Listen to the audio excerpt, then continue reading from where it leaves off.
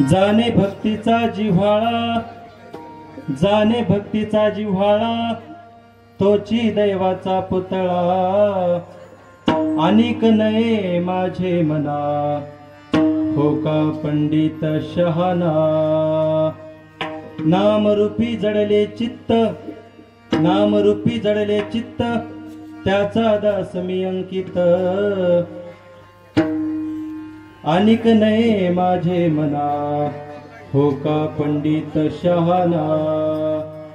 तुका म्हणे नवविध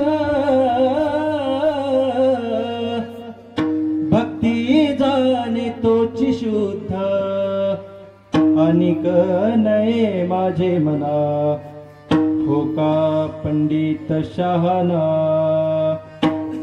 सच्चिदानंद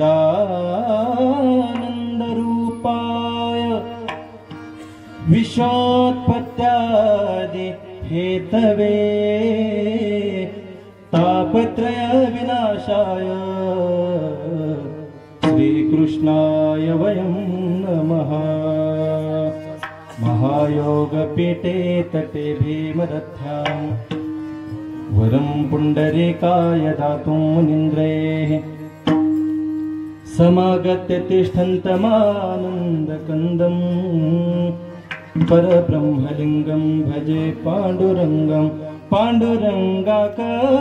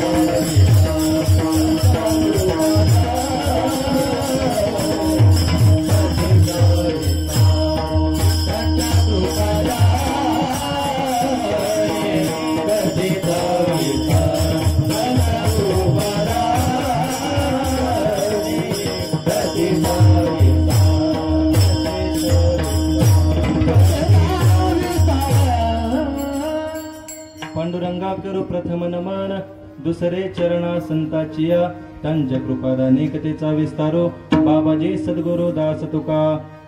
नमो सद्गुरु तुकया ज्ञानदीपा, नमो सद्गुरु सच्चिदानंद रूपा, नमो सद्गुरु भक्त कल्याण मूर्ती, नमो सद्गुरु भास्करा पूर्ण कीर्ती.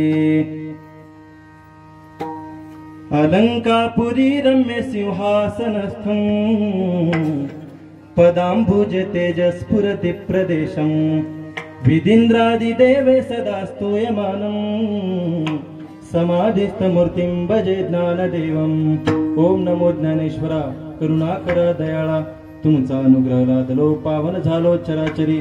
जयांचे केले स्मरण, होय सकळ विद्यांचे अधिकरण, तेची बंधू श्री चरण श्री गुरूंचे, ते नमस्कारुनी आता. जाणे भक्तीचा जिव्हाळा, तोची दैवाचा पुतळा, अनिक नये माझे मना, हो का पंडित शहाणा.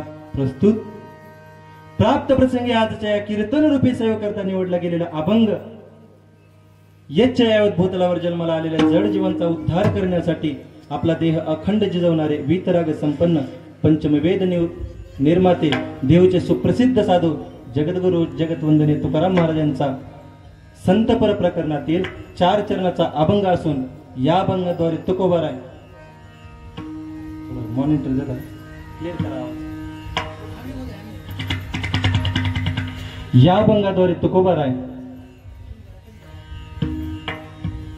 भाग्यवान महापुरुषाचं वर्णन करतात 1, दुसरं संतांचं वर्णन करतात 2 आणि 3 भक्तीची विविधता सांगतात 3. अशा प्रकारे तुकोबाराय अभंगातून 3 प्रकारचं वर्णन करतात. आणि याच्याशिवाय जो दुसरा आहे कोण जाणे भक्तीचा जिवाळा, तोची दैवाचा पुतळा, याच्याशिवाय अनेक नाही माझे मना, हो का पंडित शहाणा. पुढं नामरूपे जडेले चित्त म्हणजे संत, त्याचा दास मी अंकित, याच्याशिवाय अनेक नाही माझे मना, हो का पंडित शहाणा. पुढं तुका म्हणे नवविध भक्ती जाणे तोची शुद्ध, याच्याशिवाय अनेक नये माझे मना, हो का पंडित शहाणा. विठ्ठल विठ्ठल विठ्ठल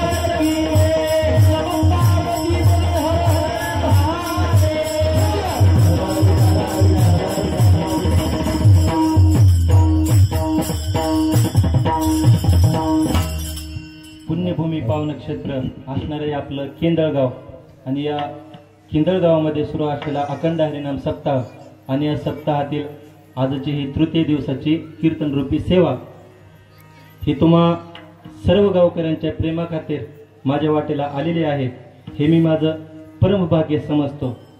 सेवेसाठी उपस्थित महाराष्ट्रामध्ये मृदंग क्षेत्रामध्ये, गायन क्षेत्रामध्ये, तसेच कीर्तन क्षेत्रामध्ये ज्यांचं खूप मोठं नाव आहे असे सर्व दिग्गज जिवलग मंडळी, त्यामध्ये हरिभक्तीपरायण आता ज्यांनी चाल गायली ते आमचे गुरुबंधू संगीत अलंकार राहुलजी महाराज करंजकर, तसेच त्यांच्या पाठीमागे ज्यांनी साथ केली. काय असतं माहिती का, पुढं म्हणणं फार सोपं असतं, कारण पुढचा गायक हा स्वतंत्र आहे, त्याला काय म्हणायचं काय नाही त्याने ते ठरवलेलं असतं अगोदर, परंतु पाठीमागच्याला काय येत नसताना त्याच्या मागे म्हणावं लागतं. आणि विशेष म्हणजे हे संगीत अलंकार आहेत, आणि अमोल महाराजांचं अजून शिक्षण चालू आहे. आपल्या गावचे असणारे भूमिपुत्र हरिभक्तीपरायण अमोल महाराज कैतगे यांनी त्यांना खूप गोड अशी साथ केली. ते आता सध्या आमच्या आश्रमामध्ये अध्ययन करण्यासाठी आहेत. तसेच गायनाला ज्यांनी 7 दिवस आपल्या गावामध्ये हजेरी लावली, त्याचप्रमाणे पहिल्या दिवशी ज्यांची सुंदर अशी कीर्तनरूपी सेवा झाली असे आमचे जिवलग परमस्नेही सचिन महाराज पवार, तसेच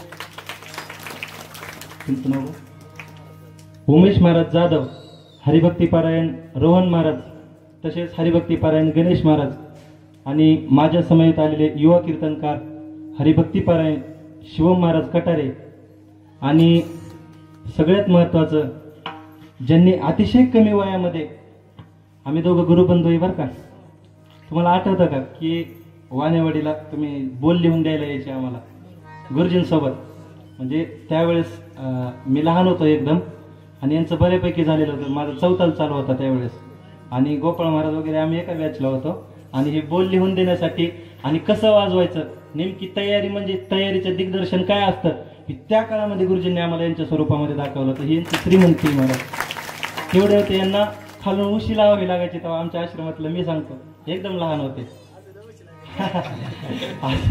अजून उशी लागते. हा, अशा पद्धतीने मूर्ती लहान पण कीर्ती महान असणारे एकाच मातृपितृच्या पोटी दोघा अतिशय दिग्गज कलाकारांनी जन्म घेतला. दिग्गज कलाकार म्हणण्यापेक्षा मी वारकरी म्हणणं पसंत करेन. दिग्गज वारकऱ्यांनी जन्म घेतला. महाराज, वारकरी आणि कलाकार हे शक्यतो सूत्र जुळत नाही बाबा. हा, वारकरी कलाकार हे कधी सूत्र जुळतं? ज्यावेळेस आपलं अनंत जन्माचं पुण्य फळाला येतं त्या दिवशीच वारकरी आणि कलाकार हे सूत्र जुळतं. महाराज, कीर्तनामध्ये पकवाज म्हणला की ज्यांचं प्रामुख्याने नाव आपल्या डोळ्यासमोर येतं, महाराष्ट्र नाही, दुसरे आपल्या भारतातले राज्य नाही, दुसऱ्या देशातही ज्यांनी आपली कीर्ती गाजवली असे आमचे ज्येष्ठ गुरुबंधू मोठे बंधुराज भरतजी अण्णा पटाडे आणि तसेच त्यांचे छोटे बंधुराज शत्रुघ्न महाराज पटाडे. हे आपल्या गावचं खूप मोठं भाग्य आहे महाराज की हे रत्न आपल्याला 7 दिवस लाभलं. ज्या दिवशी मला आमचा अमोल म्हणला की म्हणे महाराज आमच्या गावामध्ये मी नाव असलं पत्रिकेवरती, म्हणलं खरंच नाही, कसं काय भेटतील गड्या, म्हणलं यांना 1 दिवस खाली नाही आणि कसं काय आपल्याला 7 दिवस उपलब्ध होते अशा पद्धतीने पण आपल्या गावाचं काहीतरी विशेष त्यांच्यावरती प्रेम ऋणानुबंध असल्यामुळं ते आपल्याला एकदम सहजस्थित्या उपलब्ध झाले आणि हे आपलं परमभाग्य आहे. तसेच कीर्तनासाठी उपस्थित सर्व टाळकरी बालकवृंद यांच्यासाठी एकदा जोरात काय वाजवणार. नाचू कीर्तनाचे रंगी ज्ञानदीप लावू जगी. कीर्तनामध्ये उभारण्यासाठी आपल्याला भगवंताविषयी भगवंताची भक्ती करण्याची आवड केव्हा निर्माण होते माहिती का? ज्यावेळेस आपलं भवता सुकृताची जोडी म्हणून विठ्ठली आवडी. अनंत जन्माचे सुकृता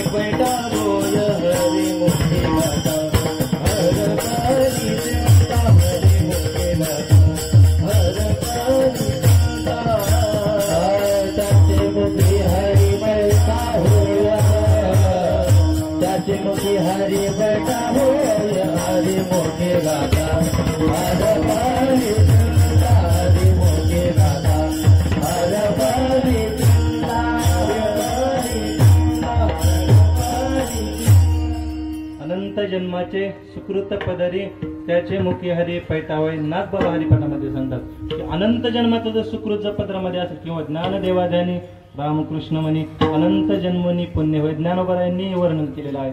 त्यावेळेस महाराज कीर्तनामध्ये उभारायचं भाग्य प्राप्त होतं आणि त्याच भाग्याचं वर्णन तुकोबरा या अभंगाद्वारे पण करतात. तोची दैवाचा पुतळा दैवाचा नन भाग्याचा हे भाग्य लागतं महाराज.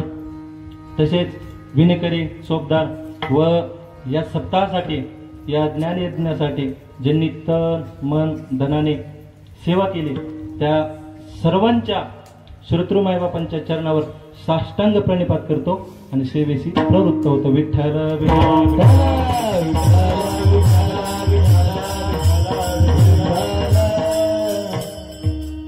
जाणे भक्तीचा जिवाळा तोची दैवाचा पुतळा अनेक नाही माझे मना होका पंडित शाना. या अभंगाद्वारे तुकोबराय दैववान महापुरुषाचं वर्णन करतात. दैववान महापुरुष कोणाला म्हणायचं तर तुकोबराय म्हणतात जाणे भक्तीचा जिवाळा. ज्याने भक्तीचा जिवाळा जाणलेला आहे त्याला काय म्हणा दैवाचा पुतळा म्हणा. आता भक्तीचा जिवाळा कोणी जाणला हे कळण्यासाठी आपल्याला अगोदर जाणणं म्हणजे काय हे कळायला पाहिजे. भक्ती म्हणजे काय हे कळायला पाहिजे. जिवाळा म्हणजे काय हे कळायला पाहिजे. तसेच पुतळा म्हणजे काय हेही कळायला पाहिजे. मग त्यावेळेस आपण मग ते कोणी जाणलं याची व्याख्या करू शकतो. तुकोबराय काय म्हणतात की जाणे भक्तीचा जिव्हाळा. आता प्रथमतः आपण पाहणार आहोत जाणे म्हणजे काय नेमकं. जाणे म्हणजे याला आता हात चालला याला जाणे म्हणतात का? याला जाणे म्हणता येत नाही मला. जाणे जाणे या शब्दाचा अर्थ काय होतो व्यवहारिक जर वाचार्थ जर घेतला याचा तर जाणे या शब्दाचा असाही अर्थ होतो बोंबलत जाणे असं म्हणतो ना आपण.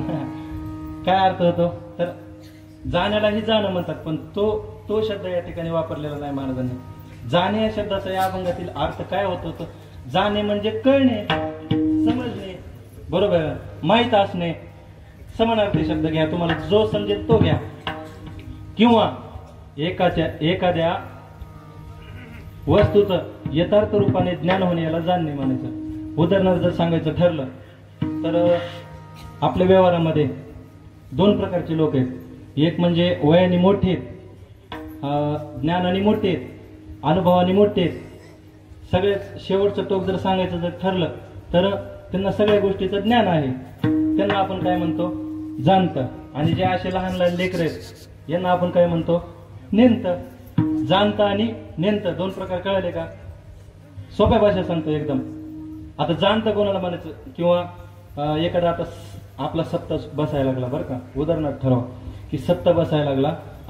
सप्ताह बसल्यानंतर आपल्याला या ठिकाणी विना उभा करायचा आहे पूजा मांडायची तर आपण एखाद्या लहान लेकराला विचारतो का नाही तर कोणाला विचारतो आपण एखाद्या जाणत्या बाबांना विचारतो. जाणत्या बाबांना म्हणजे ते जाणते बाबा नाही बरं का नाही तर तुम्ही तिकडे जाता ते नाही. जाणते म्हणजे ज्यांना त्याच्यातलं कळतं बरोबर आहे. ज्यांना त्याच्यातला अनुभव आहे, ज्यांनी सत्ता उभा केलेला आहे, ज्यांना माहिती आहे, त्यांना विचारतो आपण, बरोबर आहे का नाही. आणि त्या सप्ताहाच्या मंडपात एखादं लहान बाळ, बर का, एखादं लहान बाळ त्याचे सवंगडी करताना मित्र घेऊन धिंगाणा करायला लागलं. काय करायला लागलं? धिंगाणा करायला लागलं. मग श्यामराव रामरावला म्हणतो, इथला आहे बरं का, तिकडं सांगतो मध्य प्रदेशात, हा आमच्या कर्नाटक मधला सांगतोय. श्यामराव काय म्हणतो रामरावला, अय श्यामराव, अरे बघ ना तो ती पोरं कसे धिंगाणा करते, त्यांना जरा सांग ना समजून. मग रामराव श्यामरावला म्हणतो, अरे दिन सोडून ते कसे आहेत अजून नेमते, कसे आहेत नेमते. आता तुम्हाला समजलं, जाणतं कोणाला म्हणायचं? ज्यांना कळतं त्यांना काय म्हणायचं? जाणतं. आणि ज्यांना कळत नाही त्यांना काय म्हणायचं? नेमतं. जे कीर्तनात बसून डुकल्या मारतात त्यांना काय म्हणायचं? जाणतं. आणि जे कीर्तनामध्ये भगवंताच्या प्राप्तीसाठी एकरूप होऊन हृदयातून भजन करतात त्यांना काय म्हणायचं? नेमतं. बरोबर आहे का? नाही. तर जाणतं कोणाला म्हणा? जे मीपणा घेऊन कीर्तनाला येतात आणि भगवंताचं भजन करत नाहीत त्यांना नेमतं म्हणा. आणि जे भोळेपणा घेऊन येतात, माझी भक्ती भोळी एकविध भावभोळी या न्यायाप्रमाणे जे येतात, सर्व अहंभाव मंडपाच्या बाहेर चपला सहित तिथं सोडून जे येतात त्यांना काय म्हणा? जाणतं म्हणा. त्यांना असे जे जाणते आहेत, जाणते शब्दाचा अर्थ कळाला. अजून एक दुसरा अर्थ ज्ञानोबराने हरिपाठामध्ये केलेला आहे. जाण या शब्दाचा ज्ञानोबरा हरिपाठाच्या दुसऱ्या अभंगात सांगतात बा. जाण या शब्दाचा काय म्हणतात? चहुवेदी जाण साहे शास्त्री कारण अटराही पुराणे हरिश्री गाती. आता आमचे गुरु महाराज याचा अर्थ कसा लावायचा तुम्हाला एक सांगतो. चहुवेदी जाण कसा अर्थ लावायचा बघा, या चरणाचा अर्थ कसा लावायचा? चहुवेदी जाण हरिश्री गाती, साई शास्त्री कारण हरिश्री गाते आणि अटराई पुराणे हरिश्री गाते. सोपं करून सांगतो. 4 वेद जे आहेत हे ज्ञान रूपानं, ज्ञान स्वरूपानं हरीला गातात. 6 शास्त्र जे आहेत हे कारण रूपानं हरीला गातात. आणि 18 पुराण जे आहेत हे सगुण स्वरूपानं हरीला गातात. लक्ष घ्या. 4 वेद कशाने गातात हरीला? कशाने? ज्ञानरूप, ज्ञान रूपाने, ज्ञान स्वरूपाने गातात. हरी हा कसा आहे म्हणतात? 4 वेद ज्ञान स्वरूप आहे. ज्ञान स्वरूप म्हणजे काय? तर अहम ब्रह्मास्मी, मीच ब्रह्म आहे ही अनुभूती जी आहे ह्याला ज्ञान स्वरूप म्हणायचं. कळलं का? पुढं कारण स्वरूप, ह्या विश्वाच्या निर्मितीला जो कारण आहे त्याला म्हणा कारण स्वरूप. 6 शास्त्र काय सांगतात? की हरी हा कारण स्वरूप आहे, हे कारण स्वरूपाने त्याला मानतात. आणि 18 पुराण हे सगुण स्वरूपाने मानतात. सगुणाचे ज्या वेळेस आपण पुराणे वाचतो त्याच्यामध्ये सगुण स्वरूपाचं वर्णन आलेलं भगवंताच्या. त्याच्यामध्ये ब्रह्म, माया, जगत, कारण वगैरे याचं काही वर्णन नाही मला. सरळ भगवंताने गोकुळामध्ये काय काय खोड्या केल्या किंवा अयोध्येमध्ये काय केलं भगवंताने, मथुरेत काय केलं वगैरे वगैरे. कळलं का तुम्हाला? 18 पुराणे हरीची गाते कशी गाते? तर सगुण रूपाने गाते. कळलं का? मग या ठिकाणी जो जाण शब्द आलेला आहे तो वेदाच्या दृष्टीने आलेला आहे. चहुवेदी जाण, चहुवेदी जाण हे 4 वेद जे आहेत ते भगवंताला ज्ञान स्वरूपाने गातात. ज्ञान स्वरूपाने गातात. ज्याप्रमाणे जाण या शब्दाचा अर्थ ज्ञानोबरायांनी ज्ञान केला त्याचप्रमाणे आपण जाण या शब्दाचा अर्थ ज्ञान असा घेऊ. ज्ञानयुक्त जिव्हाळ्याच्या अंतकरणाने जो भगवंताची भक्ती करतो तोच दैवाचा पुतळा. विठ्ठल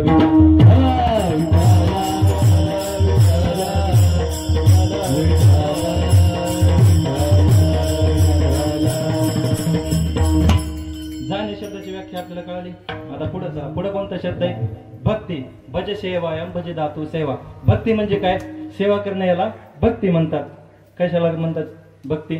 सेवा करणं म्हणजे भक्ती करणं. किंवा तुकोबरायांनी भक्तीची व्याख्या खूप सुंदर केलेली आहे. भक्ती ते न मन, भक्ती ते न मन, भक्ती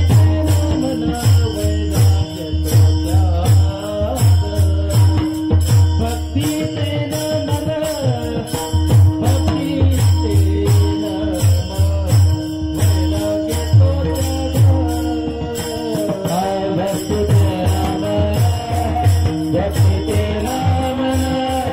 भक्ती ते न मन,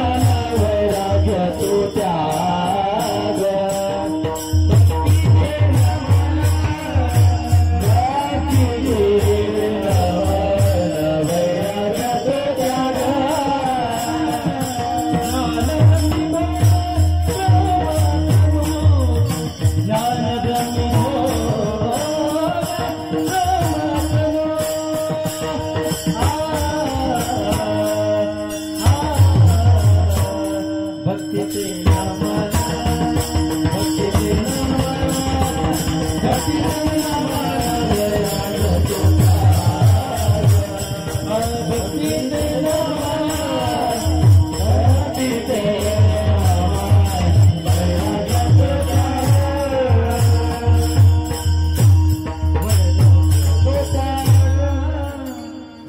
ते नमन, वैराग्य तो त्याग, ज्ञान ब्रह्मी भोग ब्रह्मतनो. भक्तीची व्याख्या तुकोबरायांनी काय केली तर याच्या यावत भूतलावर जे जीव आहेत त्या सर्वांच्या प्रती भगवंत म्हणून नमणे याला भक्ती म्हणायचं. आणि ये लोकापासून ते ब्रह्मलोकापर्यंत अनुकूल असलेले भोगाच्या त्यागाच्या इच्छेस वैराग्य म्हणा. आणि अखंड ब्रह्मानंदामध्ये विलीन राहणं तल्लीन राहणं याला ज्ञान म्हणा. भक्ती ते नमन, वैराग्य तो त्याग, ज्ञान ब्रह्मी भोग ब्रह्मतून. भक्तीची व्याख्या काय केली महाराजांनी तर भक्तीची व्याख्या केली की सगळ्यांच्या प्रती भगवंताला मानून त्या ठिकाणी नमन याला काय म्हणायचं भक्ती म्हणायचं. काय म्हणायचं भक्ती. भक्ती हे काय आहे हो तर भक्ती हे साधन आहे का साध्य आहे. माझा प्रश्न आहे तुम्हाला काय आहे भक्ती हे साधन आहे का साध्य आहे काय आहे तुम्हाला याचं पूर्वपीठिका सांगतो. ह्या प्रश्नाची पूर्वपीठिका. ह्या मृत्यू लोकामध्ये काय माहिती थोडस लक्ष देऊन ऐका. मृत्यू लोकामध्ये प्रत्येकाचं एक साध्य ठरलेलं आहे बरोबर आहे का नाही. प्रत्येक गोष्टीचं एक साध्य ठरलेलं आहे. आता आमचं साध्य काय होतं की कीर्तनाला सगळे साथ संगत चांगली भेटणं, सिस्टीम वगैरे सगळं चांगलं भेटणं. सिस्टीमवाल्या दादांसाठी एकदा टाळ्या वाजवा, त्यांचं नाव चुकून राहून गेलं. खूप गोडा. कारण महाराज यांना सिस्टीमवर सांभाळणं एवढं सोपं नाही. यांना काय लागतं ते आम्हाला माहिती. हा तुम्ही यांना सुद्धा एकदम तृप्त केलं महाराज हे की नाही. हा अशा पद्धतीने काय चाललं होतं आपलं हा भक्ती. मला वाटलं कीर्तन. भक्ती चाललं होतं की प्रत्येकाच्या जीवनामध्ये एक साध्य असतं. आमचं साध्य काय आहे की कीर्तन चांगलं होय आमचं साध्य, येताना प्रवास चांगला हो वगैरे वगैरे सगळं त्याच्यात आलं बरोबर आहे का नाही. आता भक्ती हे साधन आहे का साध्य आहे हा मी प्रश्न तुम्हाला केला होता. भक्ती काय हो साधन आहे साधन. ह्या मृत्यू लोकामध्ये मृत्यू लोकाचं परमशिखर किंवा परमध्येय ज्याला साध्य असं म्हणलं जातं ते काय आहे तर भगवंताची प्राप्ती हे आपल्या जीवनाचं साध्य आहे. आयुष्याच्या साधने सच्चिदानंद पदवी घेणे किंवा तुका म्हणे जन्मा आल्याचे सार्थक विठ्ठलची एक देखील या. आपल्या जन्माचं सार्थक कधी आहे तर ज्यावेळेस आपल्याला भगवंताची प्राप्ती होते त्यावेळेस आपल्या जन्माचे सार्थकता आहे बरोबर आहे का नाही. मग भगवंताची प्राप्ती जर मृत्यू लोकाच्या जर जीवाचं जर साध्य असेल तर याच्यासाठी साधनही काहीतरी पाहिजे ना बरोबर आहे का नाही. आता जसं मला समजा कीर्तनाला केंद्राला यायचंय मग मला कीर्तनाला यायचं हे खरं आहे परंतु जाण्यास माझं साध्य काय आहे केंद्राला येणं. परंतु जाण्यासाठी काहीतरी साधन पाहिजे ना. साधन काय आहे तर जी गाडी आहे म्हणा बस म्हणा रेल्वे म्हणा हे काय साधन आहे. त्याचप्रमाणे भगवंत हे साध्य आहे परंतु त्याच्या प्राप्तीकरिता काहीतरी साधन पाहिजे ना बरोबर आहे का नाही. तर त्याच्यासाठी मुख्य 4 साधनं तुम्हाला सांगून जातो. पहिलं साधन आहे कर्म. लक्षात ठेवा एकदम म्हणजे लक्षात ठेवण्यासारखं चिंतन आपलं सोपं असतं एकदम म्हणजे काय अवघड येतच नाही कुठून सांगता बरं का. हा सोपं तुम्हाला सांगतो म्हणजे कीर्तन हे ना बांधावरती उभारून जरी एखाद्या शेतकऱ्याने ऐकलं तरी त्यांना कळायला पाहिजे मला. नाही तर मी तुम्हाला सांगतो आपलं ऊर्ध्व मूलमध्ये शाखा मशक्तम प्रावुर चंद्रांश याच्या परिणामी वेदच वेद आदर्शवर्धम पृथ्वी शाखा गुण प्रवृत्ता विषय प्रवाला आदर्श मूर्यानुसंधान कर्मानुबंधीन मनुष्य. तुम्हाला याच्यातलं काहीच नाही कळालं तर प्रेमाविना भजन नाकाविना होती नार्थविना पोती वाचून काय तसं होतं. जर आपल्या भजनामध्ये जर प्रेम नसेल आणि वाचलेल्या जर पोतीचा आपल्याला जर अर्थ कळत नसेल तर ती वाचून उपयोग आहे का. तसं मी तुमच्या समोर उगाच सांगितलं बरं मी किती जरी तुम्हाला ब्रह्मज्ञान सांगितलं तरी तुमच्यात काय बदल होणार आहे का.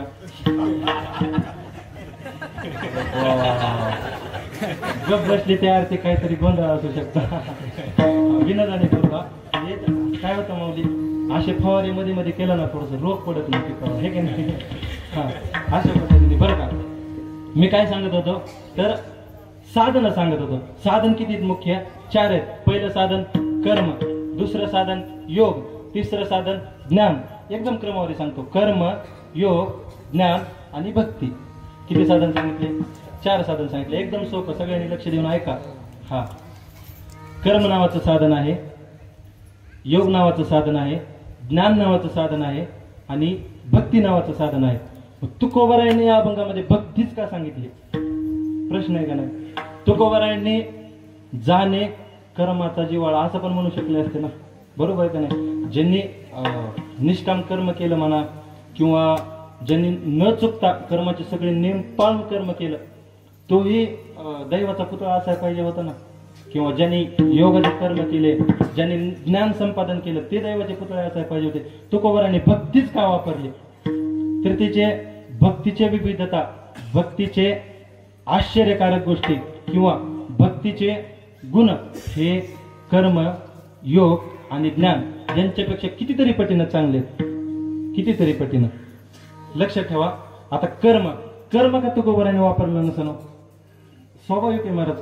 आम्हाला प्रश्न पडला, विचारलं तुकोबारांनी, महाराज तुम्ही कर्म का वापरलं नाही, या ठिकाणी भक्तीच का शब्द वापरला? असं जर तुकोबारांना जर एखाद्याने विचारलं तर तुकोबाराय त्याला सुरुवातीला पहिला प्रश्न करतात की मला एक सांग म्हणे, तुझं साध्य काय? तो म्हणला भगवत प्राप्ती. हा, मग तुला तुझ्या अटी काय आहेत? ते म्हणलं माझी जाण्याची जी वाट आहे ना म्हणे, माझी जाण्याची वाट, माझी पहिली आट आहे ती वाट सोपी असावी, माझी दुसरी आट आहे ती वाट चांगली असावी, आणि माझी तिसरी आट आहे की ती वाट खरी असावी. बरोबर आहे का नाही? या जगामध्ये कर्म ही वाट खूप अवघड आहे महाराज. या ठिकाणी आता जर एखाद्याने जर ठरवलं की आपल्याला यज्ञ करायचंय, काय करायचंय? मी जर तुम्हाला आज कीर्तनातून सांगितलं चला उद्या सगळ्यांनी यज्ञ करायला मंडपामध्ये या, शक्य आहे का हो?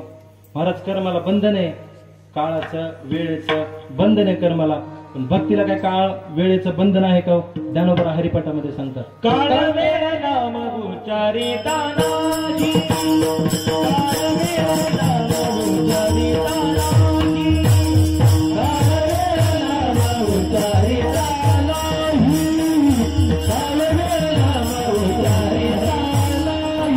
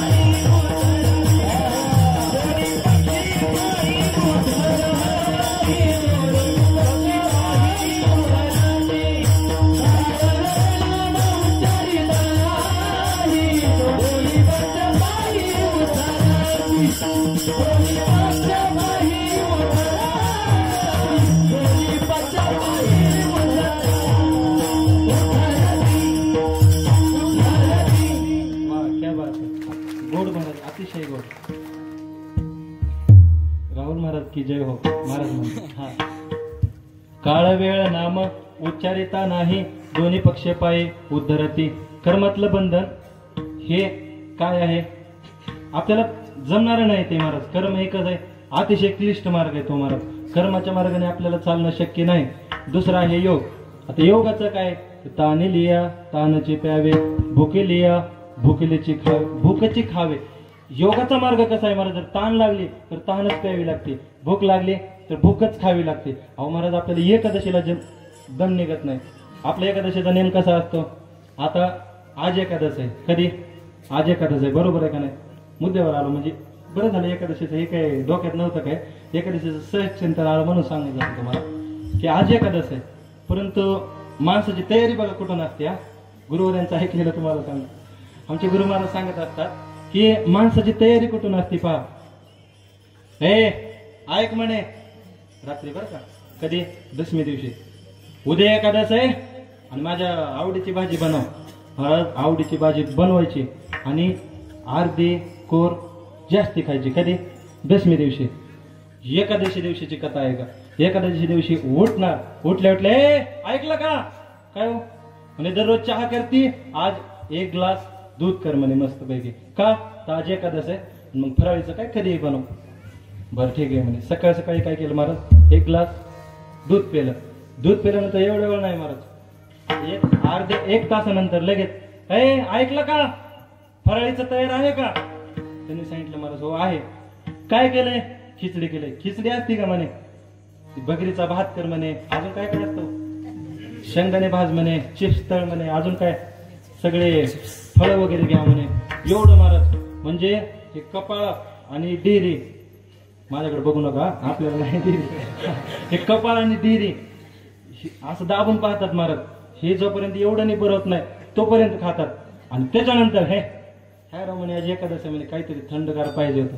दुपारच्याला महाराज मट्टा आहेच म्हणलं, मट्टा पिऊन महाराज त्या दिवशी कामही रद्द. का? आज एकादश आहे, अंगात शक्ती नाही आणि मी सकाळपासून फराळ केलेला नाही महाराज. त्याच्यामुळे मला मगाशी ते सॉक्स गाठले ना, हवाच नाही पुरली खालून, चक्कर आल्या. हा मग ते काय सांगत होतो की दुपारी आराम करणार बर का, दुपारी आराम करणार आणि संध्याकाळी पण मग महाराज तेच त्या दिवशी जाऊ दे फराळीचं तुम्हाला सांगितलं. दुसऱ्या दिवशी तर महाराज द्वादशीला सकाळ सकाळी असं असतं का म्हणे, एवढा उशीर असतो का म्हणे, कळत नाही का म्हणे, सूर्य उगवला तरी अजून नाश्त्याला केलं नाही म्हणे, तुला काय अक्कल आहे का? असंच असतं ना. माझं काही झालेलं नाही पण दुसऱ्याचं ऐकून सांगतो असंच असतं ना. हा कळत नाही का तुला काय? लगेच महाराज नाश्त्याच्या बरोबर लगेच तास 2 तासात जेवण. ही महाराज ही झाली आपल्या एकादशीची कथा. आणि मग कधी आपण महाराज योगाच्या वाटेने चालणार आणि कधी एवढे उपवास करणार. एकादशीचा जर उपवास देवासाठी, उप म्हणजे जवळ, वास, उप म्हणजे जवळ आणि वास म्हणजे करणे, देवाच्या जवळ वास करणे, याला उपवास म्हणतात.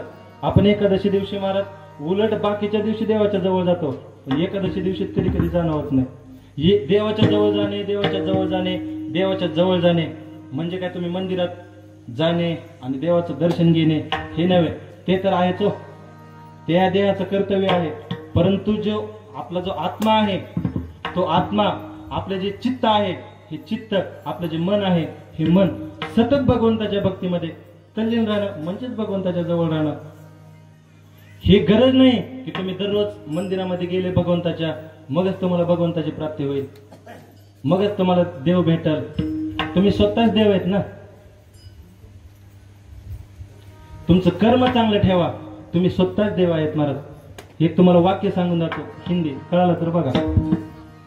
ये जरूरी नहीं कि हर रोज इंसान मंदिर जाए, ये जरूरी नहीं कि हर रोज इंसान मंदिर जाए, लेकिन कर्म ऐसा होना चाहिए, लेकिन कर्म ऐसा होना चाहिए इंसान जहां जाए वहां मंदिर बन जाए. अशा पद्धतीने महाराज आपलं जीवन कसं असलं पाहिजे. आपण कोणीही जीवांचा नघडो मत्सर वर्म सर्वेश्वर पूजनाचे. आपण कोणीही जीवांचा मत्सर द्वेष न करणं हीच भगवंताची सेवा आहे आणि हीच भगवंताच्या जवळ राहणं आहे महाराज. त्याच्यामुळे उपवास वगैरे हे शरीराने तर करावाच महाराज, पण मनाने पण करावा, तर त्याची सार्थकता आहे. तुम्ही जर देहाने जर उपवास करत असाल, दंबे करी भक्ती सोंग दावी जना आणि अंतरी भावना वेगळ्या, तर काय उपयोग आहे. वरी बाबा झाला ना मी, अंतरी वश केला का मी, काय उपयोग आहे महाराज अशांचा. हा त्याच्यामुळं तुम्ही अंतकरणातून भक्ती करा, थोडीच करा, परंतु अंतकरणातून करा. जगाला दाखवण्यासाठी नका करू. तुकोबारा उलट म्हणतात साधकाने काय करावं, तर ती जन भक्ती करा.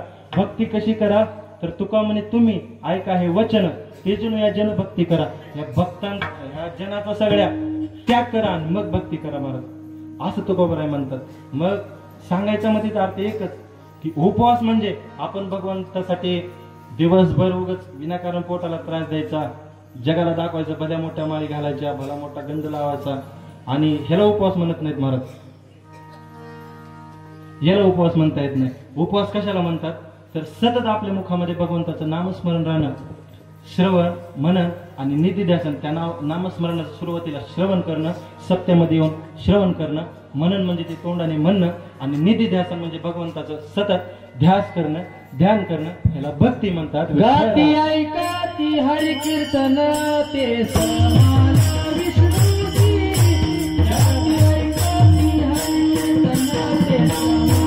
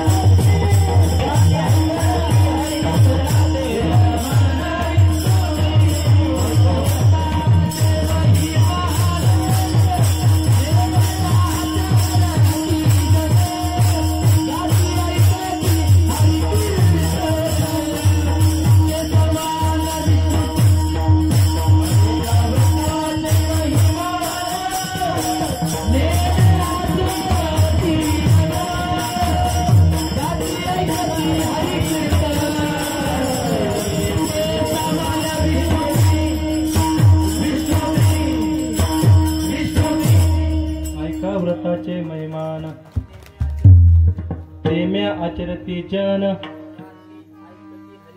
गाते ऐकते हरी कीर्तन ते समान विष्णूचे. महाराज जे हरीचं कीर्तन गातात आणि ऐकतात ते हरी समानच विष्णूचे, म्हणजे देवाला ते देवा समानच आहेत. म्हणजे कशी अवस्था आहे त्यांची, देव पहावया गेलो आणि ते देवची होऊन ठेलो, ही अवस्था महाराज त्यांची होती. म्हणून महाराज आपण कर्माच्या जर मार्गाने जर गेलो तर आपल्याला भगवंताची प्राप्ती होणं शक्य नाही. कारण कर्म तिथपर्यंतच नेतं महाराज. कर्माचं फळ काय हो? कर्माचं फळ फक्त ते सुखदुःखी फळावे, तो म्हणजे थोडासा आपला विषय वेगळा आहे. कर्माचं फळ काय आहे महाराज? म्हणजे हे नाही कर्माचं फळ म्हणजे त्या साधनेच्या कर्माचं फळ. कर्म जी साधना आहे त्याचं फळ काय आहे तर अंतकरणाची शुद्धी हे कर्माची साधना आहे. कर्माचं साध्य हे अंतकरण शुद्धी, कर्माचं साध्य हे भगवंताची प्राप्ती नाही महाराज. योगाचं साध्य हे फक्त मन, आपलं जे मन आहे मनातील विचार थांबवणं, मनाचा काय म्हणतात त्याला वृत्तीचा निरोध करणं, एवढं फक्त योगाचं साध्य आहे. त्याच्या पुढे ज्ञान. आता ज्ञान महाराज चांगलं आहे. ज्ञानाचं साध्य काय आहे तर मोक्ष आहे महाराज. मोक्षानेही देव भेटतो असं काही नाही महाराज. कारण ज्ञान प्राप्त करताना एवढं सूक्ष्म आहे ज्ञान की ज्ञानोबा ज्ञानेश्वरीमध्ये सांगतात बा की पाहे पा लोहाचे चणे ते बोचरिया पडते खाणे. म्हणजे ज्याप्रमाणे लोहाचे चणे म्हणजे लोखंडाचे चणे बर का, आणि बोचरिया पडते ज्याच्या तोंडामध्ये दात नाहीत महाराज, त्याला जर लोखंडाचे चणे खायला दिले तर शक्य का खाणं? चावून एखाद्याला जर म्हणलं तुला बाबा 1000 रुपये देतो तर तो गटकनी गिळून टाकेल महाराज एखादा, परंतु चावून खाणं शक्य आहे का? अहो दात असलेल्या माणसाला शक्य नाही, तेव्हा यांना कसं काय शक्य? किंवा ताटीच्या अभंगामध्ये एक मुक्ताईंचं प्रमाण आहे की चणे खावे लोखंडाचे आणि मग ब्रह्मपदी नाचे. चणे खावे लोखंडाचे, चणे लोखंडाचे खावे आणि मग ब्रह्मपदी नाचावे, म्हणजे मग ज्ञानाच्या मार्गाने चालाव. एवढं असणार कठीण ज्ञान मार्ग आहे महाराज. आपल्याला जमेल का ज्ञान मार्ग? मग जमणार नाही महाराज. मग आपल्याला काय जमल तर आपण सोपं सांगा महाराज काहीतरी. हे कर्म, ज्ञान आणि योग हे खूप अवघड आहे महाराज. सोपं काय आहे तर सोपी भक्ती. काय आहे सोपी तर भक्ती. महाराज ह्याला जर पुरावे द्यायचे ठरले तर अनेक पुरावे देता येते. नाम संकीर्तन साधन पै सोपे जळतील पापे जन्मांतरीचे स्वल्प वाटे चला जाओ वाचे गाव विठ्ठल. मुखाने विठ्ठल गाणं हीच सोपी वाट आहे आपला मुद्दा बर का.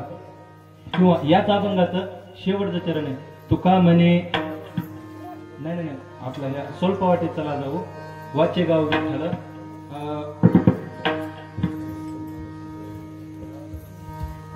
तुका म्हणे जवळी वाट वैकुंठे. त्याच्या अगोदर काय आहे?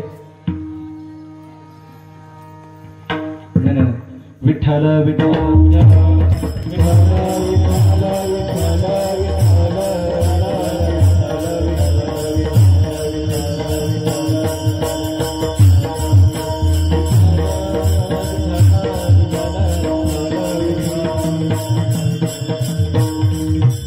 तुका म्हणे हीच नीट आणि जवळी वाट वैकुंठा. तुका म्हणे हीच नीट, ही नीट हे आहे आपला शब्द काय होता की सोपी असावी, चांगली असावी, खरी असावी. तुका म्हणे हीच नीट जवळी वाट वैकुंठा. हे जरी नाही कळलं तरी अजून सोपं करून सांगतो. नाम चांगले चांगले माझे कंटे राहू भले कपी कुळ उद्धरिले मुक्त केले राक्षसा. हे जरी नाही कळलं तरी भक्ती पंत बहु सोपा पुण्य नागवेया पापा येणे जाणे खेपा येण्याची एके खुंटती. अशा पद्धतीने महाराज म्हणजे आता सांगायचं ठरलं तर सगळ्यात सोपं साधन कोणतं आहे? नामसंकीर्तन साधन सोपे. म्हणजे हे सगळ्यात सोपं साधन म्हणजे भक्तीचं साधन सोपे. आता आपण काय पाहिलं? कर्मापेक्षा भक्ती श्रेष्ठ, योगापेक्षा भक्ती श्रेष्ठ, ज्ञानापेक्षा भक्ती श्रेष्ठ, आणि सगळ्या साधनांपेक्षा या जगातले अजून जरी जप तप काय जरी घेतलं तर याच्यापेक्षा जप तप कर्म क्रिया नियम धर्म सर्व घटी राम भाव शुद्ध हेच सगळ्यापेक्षा शुद्ध आहे महाराज. आणि हा सगळ्यात सोपा पंथ आहे. म्हणून तुकोबाराय म्हणतात की जाणे भक्तीचा. म्हणून तुकोबाराने या ठिकाणी भक्ती हा शब्द घेतलेला आहे. आपल्याला भक्तीची व्याख्या समजली. आता पुढे चला. जिव्हाळा. जिव्हाळा कशाला म्हणायचं तर ज्या ठिकाणी एखाद्या गोष्टीचा जिवंत झरा असतो त्याला काय म्हणायचं तर जिवंत झरा. आपण बघा व्यवहारामध्ये सरळ बोलताना म्हणतो की महाराज ते अमुक अमुक आमच्या पाहुण्याच्या शेतामध्ये जिवंत झरा आहे पाण्याचा. कशाचा? पाण्याचा जिवंत झरा आहे.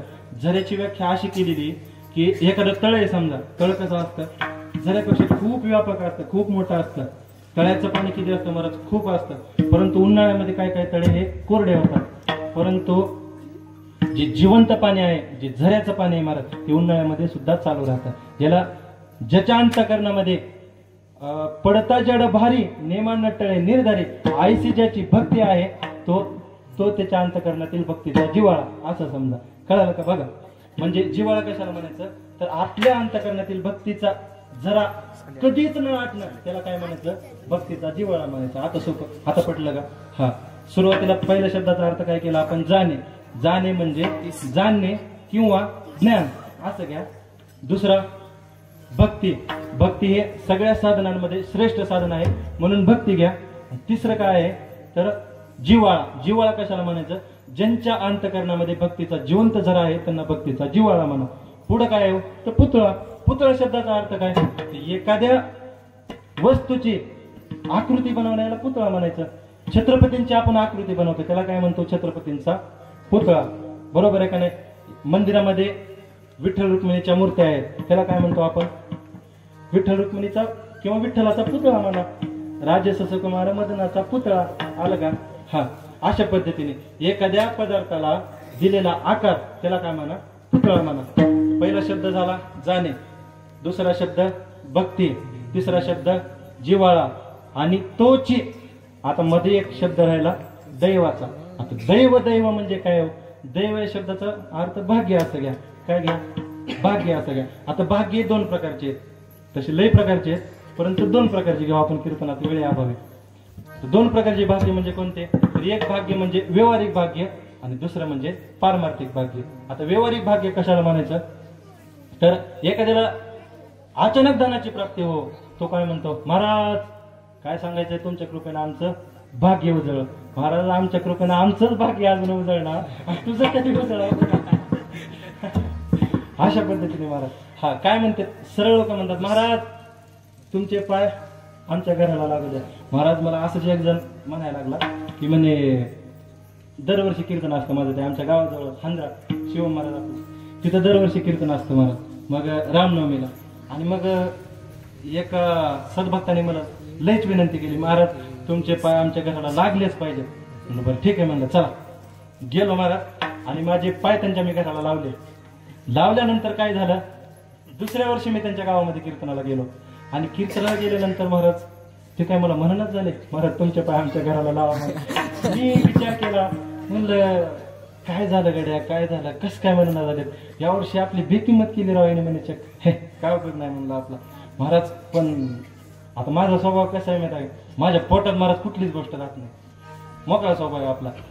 मी म्हणलं आता ठरवलं मनामध्ये काय करायचं, पण ह्याला तेवढं जाताना एकदा विचारायचं किंवा तुम्हाला यावर्षी का बोलवलं ना. ठीक आहे म्हणलं, विचारायचं ठरवलं मनामध्ये. पण प्रसंग ते जवळ सुद्धा येणं झालं महाराज माझ्या. हा मग बळ मी कसं ते शामराव कुठे आहेत म्हणलं आणि त्यांना जवळ बोलून घेतलं. त्यांना जाताना हळूच सगळ्या लोकांपासून एकांतात घेऊन म्हणलं, हो यावर्षी तुम्ही मला कसं काय घरी चला म्हणले नाही तो. महाराज तुमचे पाय आमच्या घराला लागले आणि मी 12 एकर विकले. अशा पद्धतीने महाराज हे आमच्या पायाचं लक्षण आहे महाराज. आमचंच भाग्य उजळलं नाही तर आम्ही तुमचं काय उजळलं ना महाराज, ह्याला भाग्य म्हणत नाहीत महाराज. एखाद्याला लय दिवसाने बायको मिळावी, ज्यांचे झाले त्यांचं अभिनंदन, ज्यांचं झालं नाही त्यांना भावपूर्ण. अशा पद्धतीने महाराज म्हणजे हा म्हणजे त्याने आता लग्नाला तथा असतो म्हणावं. हा तसं नका समजू, चांगल्यांना भेटतात अजून पण होय, चांगल्यांच्या मागे आहेत कितीतरी. हा अशा पद्धतीने काय सांगत होतो तर एखाद्याचं जर लय दिवसाने जर 35व्या वयात जर लग्न जमलं तर तो काय म्हणतो, माझं भाग्य उजळलं. एखाद्याला जर लग्न झाल्यानंतर 10-15 वर्ष मूलबाळच झालं नाही आणि 10-15 वर्षानंतर आहेत ना आपले सोपान काका बोबडे, त्यांना 15 वर्षानंतर मुलगी झाली. मग त्यांनी भला मोठा कार्यक्रम केला महाराज. असं होतं. मग त्यावेळेस त्यांनी तोच आपण घेतला होता उजळले भाग्य तेच भाग्य असतं ना. मग आपल्या दृष्टीने काय महाराज, पण तुकोबा राय म्हणतात भाग्य तरी नोहे धनपुत्र दारा निकटवा बरा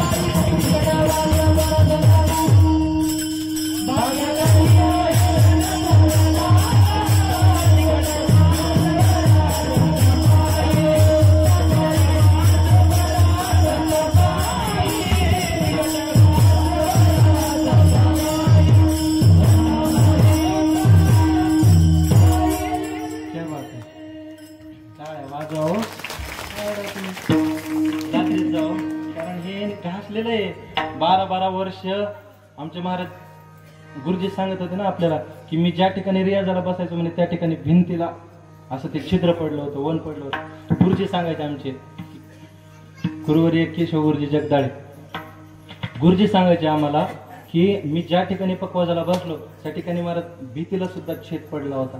एवढा त्यांनी पकवाजाचा रियाज केला. मला एवढं घासावं लागतं. आता बघा त्यांच्या बोटाला 4-5 चिकट आहेत महाराज. हे सोपं नाही. तुम्ही बोट फुटल्यानंतर फक्त वर्णामध्ये बुडवा बोट मग तुम्हाला कळतं काय ब्रह्मानंद असतं ते.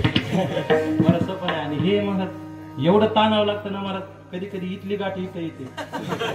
हा खोटं नाही सांगत, खरं येते. हा गाठ सरकते महाराज. हा अशा पद्धतीने. अहो आपण जर एखाद्या लेकराला जर ओरडून जर थोड्या वेळ जर बोललो तर महाराज आपली तळपायची आग मस्तकाला जाते. यांची आग कुठं जात असेल विचार करा महाराज. अशा पद्धतीने. हा काय सांगत होतो तर भाग्य तरी नोहे धनपुत्र दारा निकटवास बरा संतापाय. संतांच्या चरणाचा निकटवास हे म्हणजे परमार्थिक भाग्य आहे. आणि धनपुत्र दारा हे जे आपण जे समजतो हे कसं आहे सांसारिक भाग्य. पण या ठिकाणी या अभंगाद्वारे जे तुकोबराय वर्णन करतात ते परमार्थिक भाग्य आहे का सांसारिक भाग्य आहे? कोणतं आहे? पारमार्थिक भाग्य आहे. पारमार्थिक भाग्याची व्याख्या करत असताना तुकोबराय म्हणतात आम्ही दैवाचे दास पंढरे रायाचे धन्य आम्ही जन्मालो दास विठोबाचे झालो. भाग्यवंत म्हणो ताया शरण गेले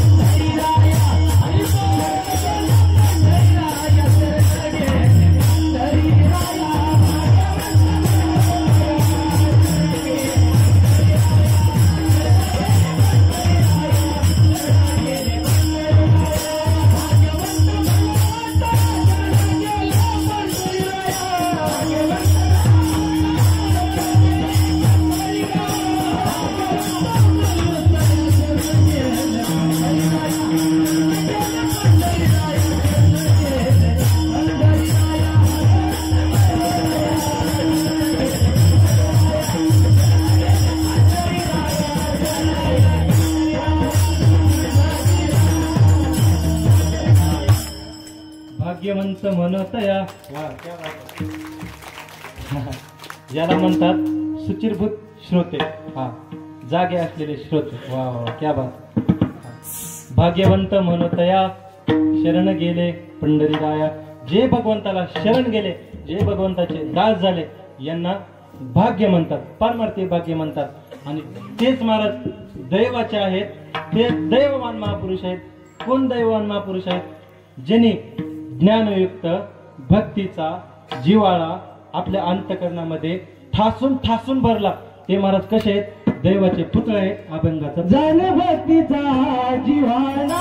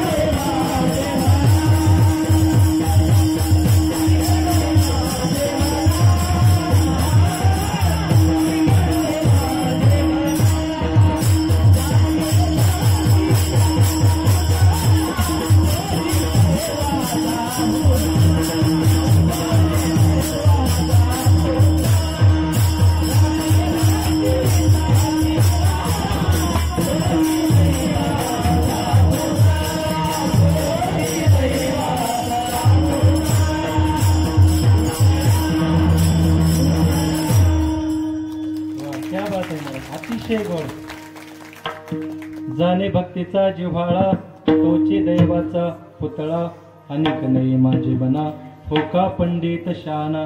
आपण सुरुवातीला जाणणे कशाला म्हणतात हे पाहिलं, नंतर भक्तीची व्याख्या केली, जाणे भक्तीचा जिव्हाळा कशाला म्हणतात ते पाहिलं, पुतळा कशाला म्हणतात ते पाहिलं, आणि दैववान महापुरुष कोणाला म्हणतात ते पाहिलं. आपण पहिलं चरण सोडवलं.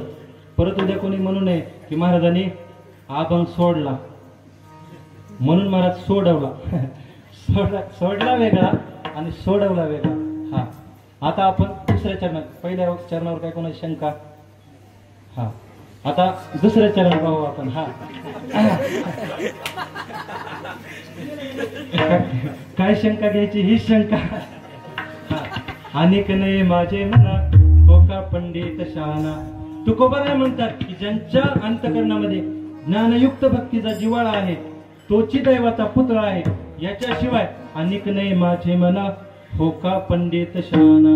याच्याशिवाय तो जर शहाणा असेल आणि तो जर पंडित असेल तर तो माझ्या मनाला येत नाही. अनेक नाही माझे मना. आता तुकोबारायांना साधकांनी प्रश्न केला, अहो महाराज म्हणे तुम्ही या ठिकाणी म्हणता की पंडित शहाणा.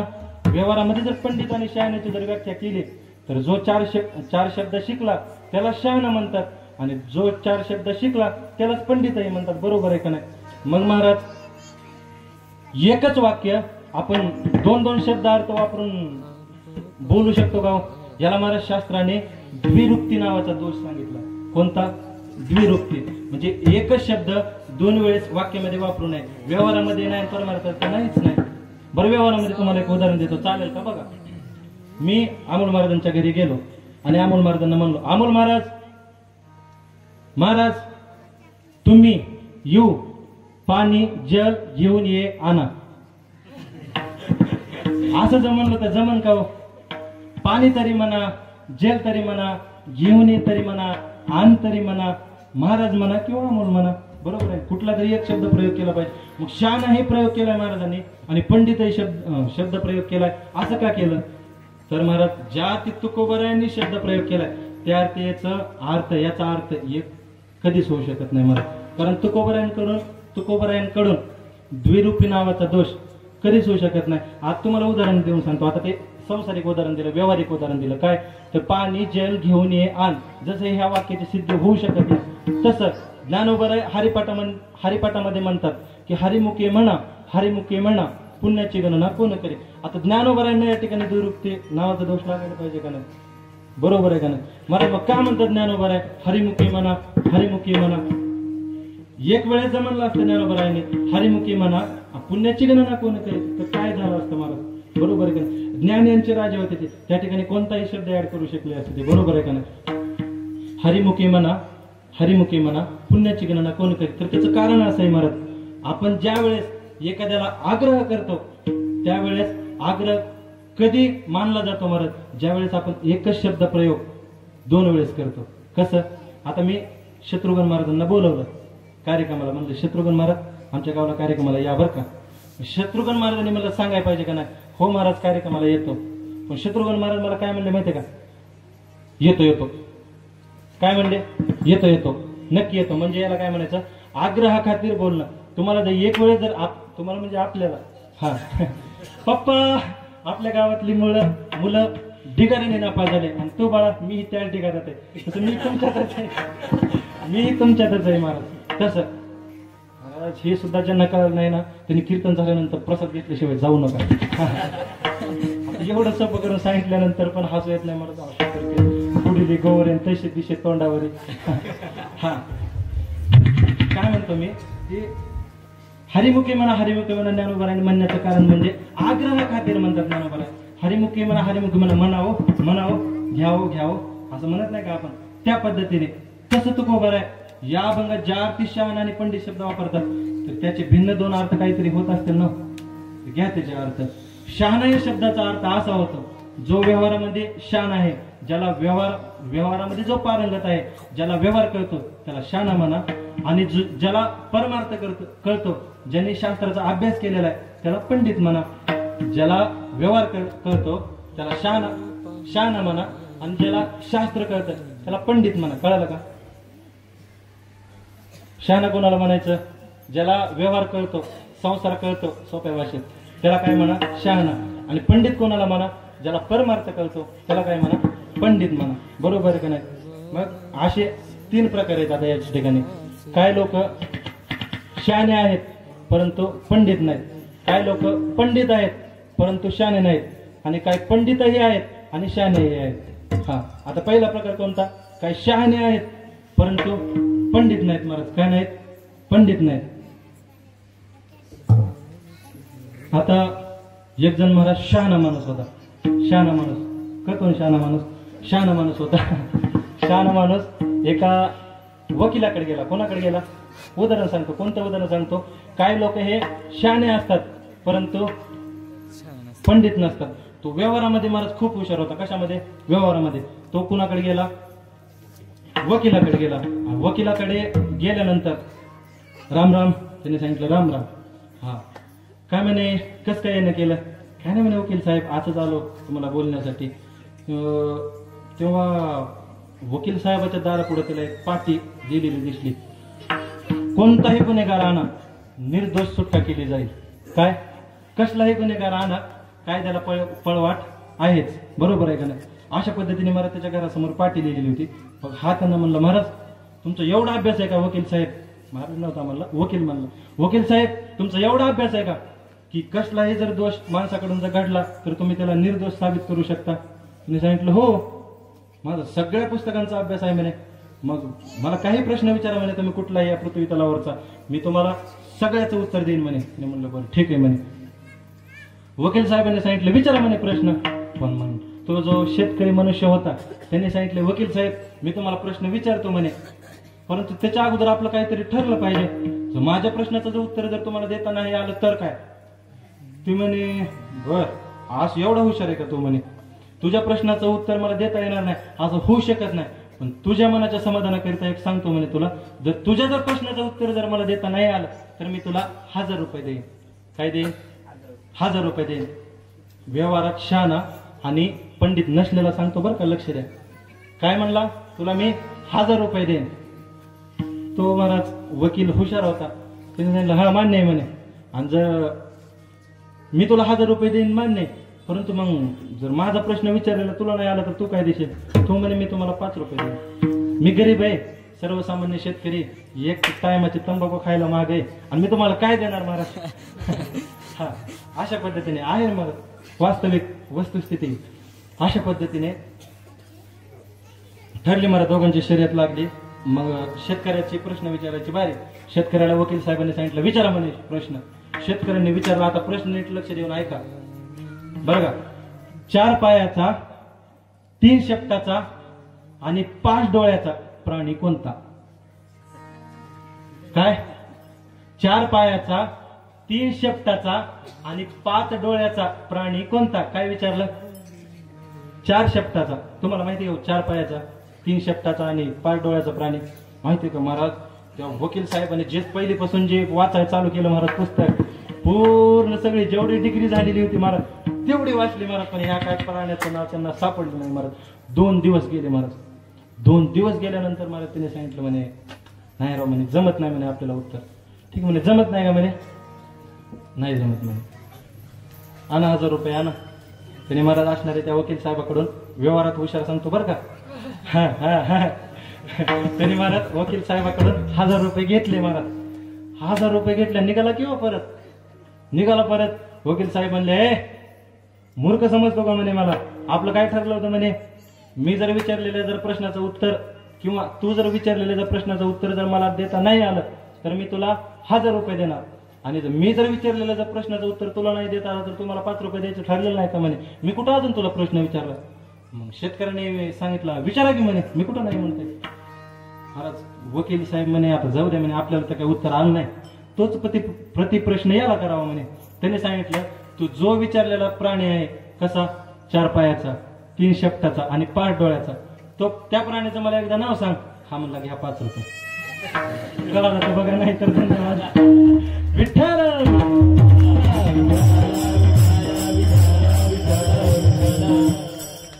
महाराज व्यवहारामध्ये शहाणा आहे परंतु परमार्थातले काय अक्कल अजिबात नाही. व्यवहारामध्ये किती हुशार आहे महाराज. वकील सगळ्या जगाला टोप्या घालतात आणि यांनी वकिलाला टोपी घातली महाराज, एवढा हुशार. हा, ह्याला म्हणायचं शहाणा. काय शहाणे असतात परंतु पंडित नसतात. आता याच्या विरुद्ध काय पंडित असतात परंतु शहाणे नसतात महाराज. 3 विद्वान लोक एका गावामध्ये राहायचे. काय 3 विद्वान. आणि एकाचा आयुर्वेदाचा अभ्यास होता, एकाचा संगीताचा अभ्यास होता, एक आयुर्वेद तज्ञ होता, एक संगीत तज्ञ होता आणि एक महाराज न्यायशास्त्रामध्ये पारंगत होता. कशामध्ये? न्यायशास्त्रामध्ये. असे असणारे पंडित सांगतो बरं का, जे पंडित आहेत परंतु व्यवहारामधले अजिबात अक्कल नाही महाराज. अशा तिघांनी सभा घेतली. सभा घेऊन ठरवलं की म्हणे आपलं काय गावामध्ये राहून पोट भरत नाही, आपल्याला केंद्राला जावं लागेल. अशा पद्धतीने महाराज त्या तिघा पंडितांनी सभा घेतली. म्हणजे विनोदाने बोलतो बरं का. हा, सभा घेतली आणि म्हणे आपल्या कलेचं प्रदर्शन आपण करू. कोणाला तरी न्यायशास्त्र सांगू, कोणाला तरी आयुर्वेदाचा अभ्यास सांगू आणि कोणाला तरी संगीताचा अभ्यास देऊ आणि 4 पैसे कमवू महाराज. ज्याप्रमाणे मी कर्नाटक सोडून पोट भरण्यासाठी इकडे आलो महाराष्ट्रात, त्याच पद्धतीने महाराज ते त्यांचं गाव सोडून निघाले. बरोबर आहे का नाही? पोट भरण्यासाठी म्हणजे तुम्ही वेगळा अर्थ नका घेऊ नाही तर माणसाला कोणीच नाही. हा, असं त्याचा अर्थ नाही. आनंद असतो महाराज. जीवाभावाची माणसं असतात त्यांना सोडून जाता येत नाही. हा, नाही तर हे काय पैशाने भेटणारे माणसं थोडीच आहेत महाराज, अजिबात नाही. पैशाने नाही भेटणार. आमचे महाराज का पैशाने भेटतात? पैशाने भेटत असते तर महाराज आम्ही लय पाहिलेले आहेत मग एकदम कालचे. मग ते आता कीर्तनात न सांगितलं बरं, मला एकांतात कॉल करा तुम्हाला सांगा की पैशासाठी करणारे काय काय असतात ते. हे पैशाने नाही भेटत महाराज. यांच्यासाठी तुम्ही काहीतरी नक्की तुमचं पुण्य खर्च केलेलं आहे तेव्हाची रत्न तुम्हाला लाभलेले आहेत महाराज. ही मी छाती टोकताना सांगतो 100%. अशा पद्धतीने महाराज ते 3 जण गाव सोडून निघाले. पूर्वीचा काळ होता मग सचिन महाराज, जुना काळ. त्या काळामध्ये काय हॉटेल वगैरे नव्हते आणि त्याच्यामुळं निघाल्यानंतर जेवायचं ठरलं. भूका लागली पण आता पोट आहे. भूक लागल्यानंतर तिघांनी कामं वाटून घेतले.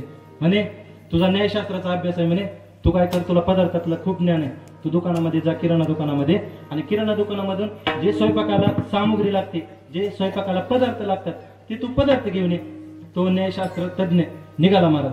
दुसरा जो होता आयुर्वेदाचार्य, ज्याचा आयुर्वेदाचा अभ्यास होता, त्याला म्हणे तुला वनस्पती शास्त्राचा अभ्यास आहे, तू काय कर म्हणे भाजीपाला घेऊन ये, तुला भाजीपाल्यातलं चांगलं कळतं. हा ठीक आहे म्हणे, मी भाजीपाला घेऊन येतो. आणि तिसरा जो संगीत तज्ञ होता त्याला सांगितलं की आम्ही सामुग्री घेऊन येईपर्यंत तू काय कर, बघून पातीला काय म्हणतात आपल्या इकडं, पातीला घ्या, बघून घ्या, काय कळेल ते समजून घ्या. भवगुण म्हणजे ज्याच्यामध्ये अधिक गुण आहेत, जास्त गुण आहेत त्याला भवगुण म्हणायचं. अशा पद्धतीचं भवगुण ठेव, त्याच्यामध्ये पाणी ठेव आणि हा त्याच्यानंतर तू काय कर, तर त्या पातेल्यामध्ये पाणी ठेवून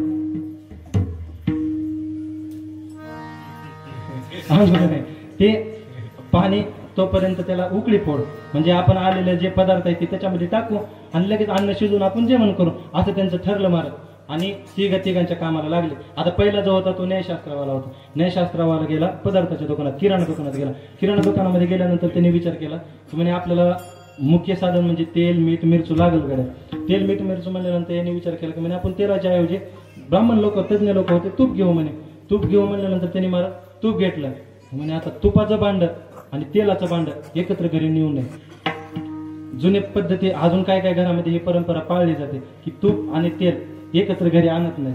हा, मग त्यांनी त्या न्यायाप्रमाणे विचार केला की म्हणजे आपण एकत्र घरी नेणं शक्य नाही, नेऊ नये. मग आपण काय करू, हे जे तुपाचं भांड आहे हे तुपाचं भांड अगोदर घरी पोच करू आणि नंतर मग आपण काय करू, बाकीचे पदार्थ घेण्यासाठी येऊ. असं म्हणून मला तूप भांड्यामध्ये घेतला आणि निघाला. निघाल्यानंतर मला 4-2 पावलं चालला आणि त्याच्या डोक्यामध्ये त्याचं शास्त्र आठवायला सुरुवात झाली. मला घृताधारम पात्रम वा पात्राधारम घृतम, म्हणजे नेमकं या तुपाला पात्राचा आधार आहे का पात्राला तुपाचा आधार आहे. मला बघा आता कुठं डोकं लावलंय, ह्याला अधिक शिकलेले म्हणायचं. महाराज काय केलं तरी आता तुम्ही मला सांगा, तुपाला पातेल्याचा आधार का पातेल्याला तुपाचा आधार हो, भवगुण्याला तुपाचा आधार का कशाचा? महाराज काय सांगता येत ना. तुपाचा आधार पातेल्याला म्हणावं तर पातेलं जर काढलं तर तूप कशात नेणार आहेत आपण, आणि जर मग तुपच नाही तर रिकामा पातेलं नेण्यात तरी काय किंमत आहे महाराज. नाही म्हणला, करूनच बघावं लागेल म्हणला, एवढा अभ्यास करून काय उपयोग आहे म्हणला. महाराज ते मातीमध्ये पालतं केलं महाराज. हा म्हणला आत्ता शिकून आलं म्हणला की की तुपालाही पातेल्याचा आधार नाही आणि पातेल्यालाही तुपाचा आधार नाही, या दोघांना माझ्या हाताचा आधार आहे. अरे याला काय म्हणायचं, अति शिकलेला. दुसरा जो होता तो दुसरा भाजीपाल्याच्या दुकानात गेला, आयुर्वेदाचार्य. भाजीपाल्याच्या दुकानात गेल्यानंतर महाराज त्यांनी मटकी उचलली म्हणजे गवार उचलल्यानंतर त्यांनी पाहिले, म्हणे खूप चांगली म्हणे गवार, परंतु काय होतं याच्याने उष्णता वाढते, गवार नको म्हणे. वांगी उचलली पण म्हणे नको मुळेदाला वगैरे वातीला पित्ताला चालत नाही म्हणे. पालेभाज्या उचलल्या म्हणे. ते पालेभाज्या उचलल्यानंतर म्हणे हे पालेभाज्या खूप रक्त वगैरे वाढते की विटॅमिन्स वाढतात, परंतु पित्त होतं म्हणे याच्याने लवकर. असं म्हणून मला सगळे तर्क वितर्क करून मला त्यांनी काहीच न घेता घरी वापस आला. तिसरे जे महाशय होते त्यांनी पाण्याला जाळ लावला महाराज पातीला ठेवून, आणि वरी एक परत झाकली त्याच्यावरती. परत झाकल्यानंतर बघा पाणी ज्या वेळेस उकळी फुटती पाण्याला त्यावेळेस त्याचा सुई असा आवाज होतो. आता हे संगीत शास्त्र जाणणार होतं मला. संगीतवाल्या माणसाला कुठून जरी थोडा जरी आवाज आला तरी करतच महाराज अशा पद्धतीने महाराज त्याने लगेच हा अरे म्हणे पाणी सुद्धा आपल्यासोबत गायन करता राव म्हणे, काय सज्जन पाणी असं म्हणताक्षणी त्याच्या डोक्यामध्ये त्याचं शास्त्र आठवलं म्हणे. हा असं पाणी चालणार नाही म्हणे, पट्टीत असलं पाहिजे, हा स्वरात असलं पाहिजे, तर नाहीतर बेसुरं पाणी घेऊन जर माझ्या पोटात जर बेसुरं पाणी गेलं आणि माझा स्वर जर बिघडला तर काय करू म्हणे महाराज. त्या पाण्यासोबत स्वर लावला महाराज यांनी. आता ती पाणी जे महाराज कधी चुई करायचं महाराज, यांनी सा लावायचा नाही, याचा सा लागेपर्यंत ते रेला जायचं, याचा रे लागेपर्यंत ती नीला जायचं महाराज. आता ती पाणीच होतं महाराज. याला राग आला म्हणे, हे पट्टीतलं नाही म्हणे पाणी, आपसुरं पाणी म्हणे, आपल्यासारख्या संगीत तज्ञाला आपसुरं पाणी काहीच कामाचं नाही म्हणे. महाराज मोठाला दगड घेतला आणि त्या पातेल्यावर घालून पातेलं फोडून टाकलं महाराज. पहिल्याने काय केलं, तूप मातीत घातलं घरी आला. दुसऱ्याने काय केलं, तर्क वितर्क केले भाजीचे, घरी आला रिकाम्या हाताने. आणि तिसऱ्याने काय केलं महाराज, तर पाणी आपसुर आहे म्हणून त्या पाण्याला दगड घालून फोडून टाकलं. म्हणजे जरी संगीताचा तज्ञ होता, पंडित होता, जरी आयुर्वेदाचा तज्ञ होता, पंडित होता, जरी न्यायशास्त्राचा तज्ञ होता, पंडित होता, तरी व्यवहारामध्ये शून्य होते. म्हणून याला पंडित म्हणा, परंतु शहाणा म्हणू नका. आणि तिसरा जो प्रकार आहे तो महत्वाचा. काही लोक पंडितही असतात आणि काही लोक शहाणे पण असतात. एवढं सांगतो आणि सेवेला पूर्ण विराम देतो. एक महाराज एका राजाने काय केलं, एक सभा मांडली आणि त्या सभेमध्ये असं सांगितलं की म्हणे जोही येऊन माझं भविष्य बरोबर सांगेल त्याला मी काय करणार, पंडितही आणि शहाणाही सांगतो बरं का. जो येऊन माझं भविष्य बरोबर सांगेल त्याला मी अर्ध राज्य बक्षीस देणार. मग महाराज मोठमोठे पंडित लोक यायचे, राजाला सांगायचे भविष्य, राजे विचारा भविष्य. त्यांनी म्हणायचं माझं राहू द्या, हो महाराज तुम्ही सांगा, तुम्ही कधी मरणार आहे सांगा म्हणायचे. आता महाराज यांना कुठलं स्वतःचं मरण सांगता येते महाराज, हे म्हणायचे नाही सांगता यायचं. मग महाराज त्यांनी दोन असे मल्ल पाळलेले होते माझ्यासारखे. हा त्यांनी असे मल्ल म्हणजे पहिलवान पाळलेले होते. आणि त्यांनी काय केलं, त्यांनी काय करायचं महाराज, 7व्या माळ्यावरून तो न्यायाधीश न्यायचा आणि खाली टाकून द्यायचा महाराज. न्यायाधीश म्हणा की ना ज्योतिष आचार्य म्हणा, खाली टाकून द्यायचा महाराज आणि त्याला संपून टाकायचे. अशी महाराज 7 जण मारले त्यांनी. किती? 7 जण मारले. मग एक जण व्यवहाराने हुशार, शहाणाही आणि पांडित्याने पंडितही होता महाराज. असा व्यक्ती त्या ठिकाणी गेला. त्याला थोडंफार न्यायशास्त्र काय ते आपलं ज्योतिषशास्त्र कळत होतं महाराज. त्या ठिकाणी तो गेला आणि राजाला सांगितलं म्हणे राजे विचारा म्हणे काय विचारायचं ते. त्याने सांगितलं माझं जाऊ द्यावं म्हणे, माझं भविष्य नका सांगू, तुमचं भविष्य सांगा, तुम्ही कधी मरणार आहे ते सांगा.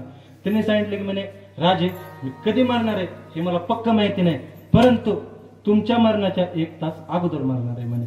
आता राजा त्याला खाली टाकल का? अहो त्याला खाली टाकलं तो मेला की आपलं तासाभरात मरण आलंच ना. याला म्हणायचं पंडित शहाणा अनिक नये माझे म्हणा. असा व्यवहारामध्ये जो शहाणा आहे आणि परमार्थामध्ये जो पंडित आहे आणि जर त्याच्या जर अंतकरणामध्ये जर भक्तीचा जर जिव्हाळा जर नसेल तर तो माझ्या मनाला येत नाही. याच्या पुढं नामरूपी जडले चित्त त्याचा दास मी अंकित. ज्याच्या चित्तामध्ये अंतकरणाचे साधन चतुष्टय सांगितले, मन बुद्धी चित्त आणि अहंकार, असं जे सगळ्यात महत्वाचं जे चित्त आहे. आता चित्ताबद्दल जर बोलायचं ठरलं तर तुमचं चित्त ठिकाणावर राहायचं नाही. हा कारण काही म्हणजे टायमाच्या पुढे जाण्यात माझे नाही महाराज. आता दररोज फिरणारे मग माणसं आहेत आम्ही. हा तिने काय केलं माहितीये, भाजीला पसाभर मसाला चव नाही कशाला, हे काही कामाचं नाही महाराज. थोडीपर्यंत निरे थोडा असावं पण चांगला असावं, अशा पद्धतीने. आता चित्ताचा अर्थ परत जर कधी योग आला बॉल टाकून जातो आपण हा परत जर कधी योग आला तर याच्यावर विचार करू आपण. जो सगळ्यात महत्वाचा जे परमार्थातलं चित्त आहे ज्याला नवनीत म्हणतात महाराज. भोजना मागती तुक पावसरे पडीला विसर स्वप्न माझी म्हणतो नवनीत तैसे ज्ञानंता. हे नवनीत रूपी जे चित्त आहे हे जे चित्त आहे हे भगवंताच्या पायावरती सतत ज्याचं राहतं त्यांचं मी तुकोबा दास आहे म्हणतात. ज्यांचं चित्त भगवंताच्या पायावर राहत नाही ते किती मोठे पंडित असतील शहाणे असतील असे अनेक नाही माझे म्हणा. त्याच्या पुढं तुका म्हणे नवविध भक्ती जाणे तोची शुद्ध श्रवणम कीर्तनम विष्णू स्मरणम पाद सेवनम अर्चनम वंदनम दास्यम सख्य आत्मनिवेदनम. नारद भक्ती सूत्रामध्ये नारद मुनींनी ह्या 9 प्रकारच्या भक्तीचं वर्णन केलेलं आहे. अशा 9 प्रकारच्या भक्ती ज्याला यथार्थ स्वरूपाने या 9 प्रकारच्या भक्तीचं ज्ञान आहे असे सोडून बाकीचे पंडित आणि शहाणे माझ्या मनाला येत नाही असं अभंगाचा धावत्या वेगामध्ये भावार्थ सांगण्याचा प्रयत्न केलेला आहे. यात जे काही चुकलेलं असेल ते माझ्या अल्पशा बुद्धीचे दोष आणि यात जे काही बरोबर असेल ते माझ्या श्रीगुरूंची तुम्हा सर्व श्रोतृ मायबापांची गुरुवर्यांची माझ्या आईवडिलांची कृपा. चालेली सेवा याच ठिकाणी समाप्त करत असताना मला ज्यांनी कीर्तन सेवेसाठी या ठिकाणी प्रवृत्त केलं ज्यांनी मला सांगितलं ते अशा असणारे आमच्या अमोल महाराजांचे वडील ज्ञानदेव काका कैतके यांनी मला सांगितलं की महाराज तुम्हाला सेवा करावी लागेल आणि इथं हा येण्याचा प्रयत्न.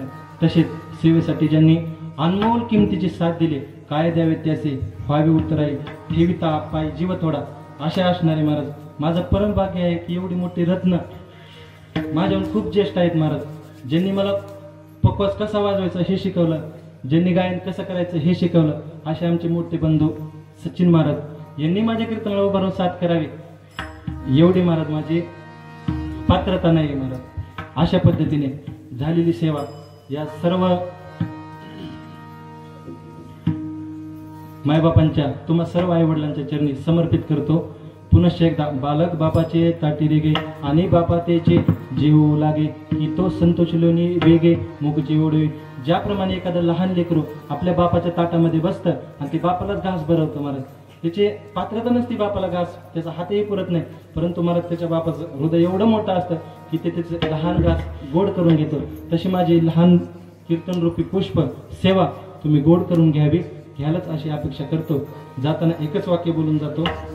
जितनी मेहरबानी आपने की उतनी मेरी औकात नहीं. जितनी मेहरबानी आपने की उतनी तो मेरी औकात नहीं. ये तो कृपा है मेरे गुरु महाराज ज्ञानोबर है तुकोबर है वरना मुझ में ऐसी कोई बात नहीं. वरना मुझ में ऐसी कोई बात नहीं. विठो पार को